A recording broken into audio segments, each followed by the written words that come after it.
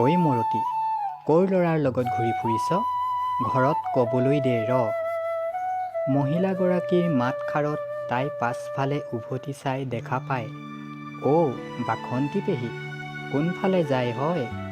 মৰতি, কথা সুধিব আহিছ?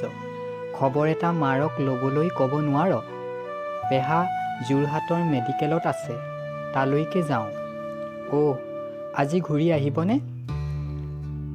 ক'ত ঘূৰি আহিব পাৰিম, তাতেই থাকিব লাগিব।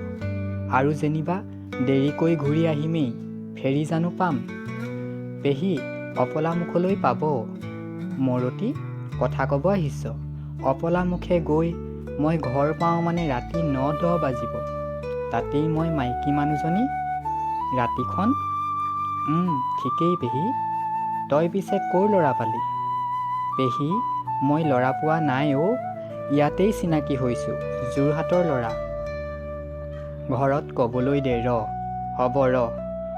অ' সৌখন চাচোন চা, ফেৰীখন নহয় জানো? ফেৰীখন আহিলেই, তামোল এখন কিনি আনো ৰ। কথাষাৰ কৈ বাসন্তী পেহী লৰালৰিকৈ সিহঁতৰ ওচৰৰ পৰা আঁতৰি গ'ল। সিহঁত দুয়োৱে দুয়োলৈ চাই অলপ লাজ কৰিবলৈ ধৰিলে। মানুহজনীৰ কথাবোৰত দুয়োজনৰে অলপ সংকোচো লাগিবলৈ ধৰিলে। সঁচাকৈ দেই, মানুহবোৰো নহয়, না আগ জানে না গুৰি জানে, মুখত যি আহে তাকেই বলকি দিয়ে। এইবোৰ হ'লেচোন ল'ৰা বা ছোৱালী, পুৰুষ বা মহিলাই এজনে আনজনৰ লগত চিনাকি হোৱাও কঠিন হৈ পৰিব।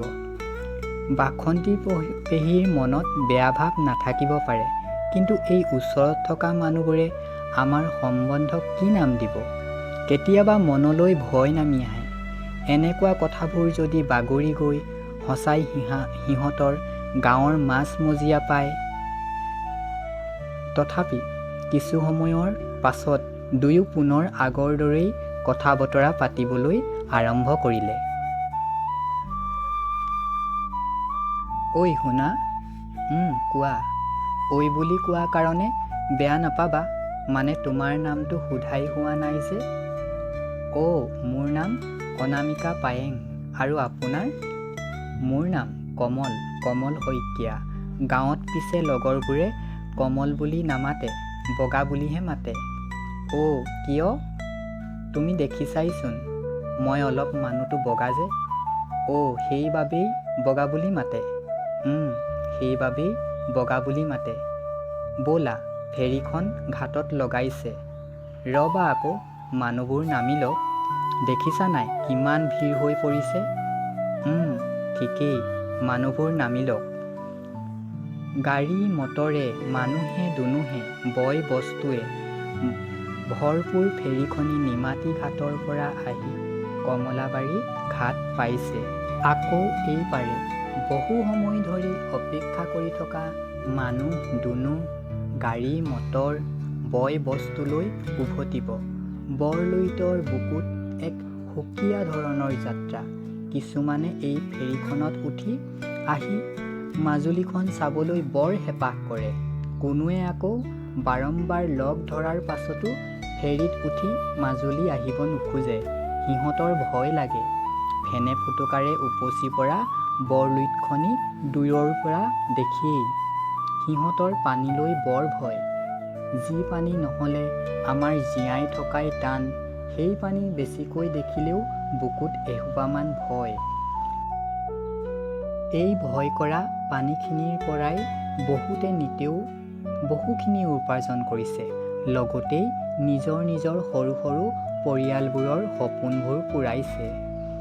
বৰলুইতখনি বহুতেই ভবাতকৈ অলপ পৃথক দৃষ্টিৰে সিহঁতে চাব জানে। সেইবাবেই সিহঁতে বৰলুইতৰ বুকুৰ মাজৰ পৰাই নিজৰ সপোনবোৰ পূৰাবলৈ সক্ষম হ'ব পাৰিছে। ব'লা, মানুহবোৰ নামি শেষেই হৈছে, আমি ভিতৰত বহি লওঁগৈ ব'লা। ব'লা।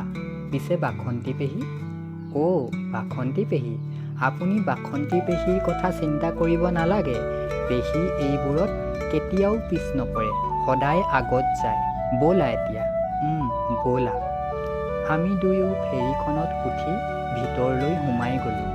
আমাৰ লগে লগে ফেৰীখনত এখন এখনকৈ মটৰ চাইকেলবোৰো উঠাব ধৰিছে। ফেৰীখনৰ ভিতৰত এজন এজনকৈ মানুহবোৰে ভিৰ হৈ পৰিছে। আমি বহাৰ ওপৰত আৰু ফেৰীখনৰ কাষত কমলা ৰঙৰ জেকেট নিচিনা কিছুমান ওলমাই ৰাখিছে। এইবোৰ বোলে লাইফ জেকেট। যাত্ৰাৰ সময়ত পিন্ধি ল'ব লাগে, তেতিয়া বোলে দুৰ্ঘটনাৰ সময়ত মানুহবোৰ পানীত উপঙি ৰয়, পানীৰ তললৈ ডুব নাযায়।